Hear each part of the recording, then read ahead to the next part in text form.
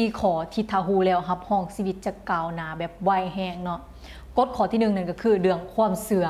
เคยสังเกตบ่หลายๆคนอยากลองเฮ็ดสิ่งใหม่อยากเป็นสิ่งนี้หรืออยากได้สิ่งนี้หรืออยากมีสิ่งนี้แต่ว่าติดข้อหนึ่งนั่นคือความเชื่อบ่เชื่อมั่นว่าตัวเองเฮ็ดได้บ่เชื่อเลยว่าตัวเองมีความสามารถเนาะดังนั้นข้อที่1เฮาต้องไป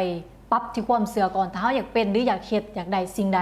ต้องลองเชื่อก่อนใส่คำว่าลองก่อนเนาะถ้าตัวเองยังบ่ทันเชื่อ 100% ก็ให้ใส่คำว่าลองก่อนเนาะเพราะทุกคนสามารถเป็นได้สามารถเฮ็ดได้สามารถเก่งได้ทุกคนมีศักยภาพในตัวเองเนาะข้อ2กฎข้อ2นี่ก็คือเขาเอิ้นว่าหลักฐานความสำเร็จก่อนที่เฮาจะไปเฮ็ดสิ่งใดให้มันบรรลุตามเป้าแล้วมีไฟกับมันหั่นน่ะสิ่งที่สำคัญก็คือหลักฐานความสำเร็จมื้อนี้บอกว่าตัวเองเชื่อเลยเชื่อแห้งเชื่อมั่นในตัวเองแห้งแต่ว่าบ่มีหลักฐานความสำเร็จบ่มีต้นแบบหรือบ่มีไอดอลเลยที่จะเป็นตัวโมเดลให้เฮาเบิ่งหั่นน่ะดังนั้นมื้อนี้เฮาต้องไปหาหลักฐานความสำเร็จเนาะเฮาอยากเป็นไผอยากเฮ็ดหยังอยากได้หยังเฮาต้องไปเบิ่งว่ามีไผบ่ที่เฮ็ดสิ่งนั้นได้แล้วเพราะว่าทุกๆความสำเร็จมันจะทิ่มหลักฐานไว้เสมอเนาะนั่นเฮาไปหาหลักฐานความสำเร็จก่อนในสิ่งที่เฮาอยากเฮ็ดอยากเป็นอยากได้เนาะสำคัญแห่งข้อนี้เนาะข้อที่3หลังจากเฮามีความเชื่อเฮามีหลักฐานความสำเร็จเรียบร้อยแล้วข้อ3ก็คือการตั้งเป้าหมายนั่นเองทุกคนเป็นอย่างต้องตั้งเป้าหมายเพราะว่าถ้าเฮาอยากเป็นอยากเฮ็ดสิ่งใดมีความเชื่อในใจเต็มร้อยแล้วแต่บ่ฮู้วิธีการที่จะเฮ็ดเนาะบ่มีการวัดผลเลยว่าจะเฮ็ดในวันที่เท่าใดมือใดเดี๋ยวจะเฮ็ดด้วยวิธีการใดแน่นอนความเชื่อหรือว่าหลักฐานที่เฮาเห็นน่ะมันก็จะเป็นเพียงตั้งแต่ภาพฝันซื่อแต่มันจะบ่เกิดความจริงได้ถ้าเฮาบ่ตัดสินใจเขียนมันลงใส่เจียแล้วก็ตั้งเป้าให้ชัดเจนให้เห็นภาพให้รู้สึกตามเนาะดังนั้นต้องไปเฮ็ดให้มันชัดเจนเป้าหมายเนาะเห็นเป้าหมายชัดเจนแล้วฮู้ว่าตัวเองต้องเฮ็ดหยังต้องพัฒนาตัวใดต้องเซานิสัยแบบใดต้องเรียนนิสัยแบบใดใหม่เฮาต้องได้ไปเรียนรู้เนาะแล้วก็ต้องตั้งเป้าให้มันชัดเจนเนาะอันนี้คือข้อที่3แล้วข้อที่4สำคัญสุดๆเลยนั่นก็คือเขาเอ่ยว่าสังคมที่จะพาเฮาไปฮอดเป้าหมายเนาะ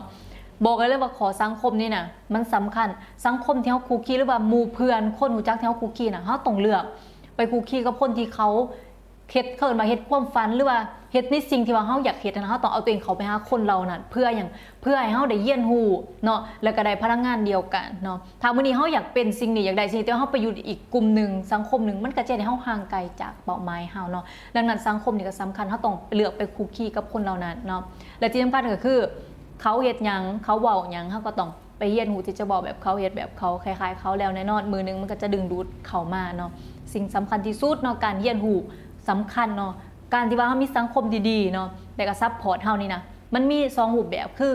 ผู้ที่ว่าเฮาสามารถไปเจอโตเนาะได้ไปร่วมหรือไปเช็คแฮนด์กับเขาสินะอันนั้นคือตัวที่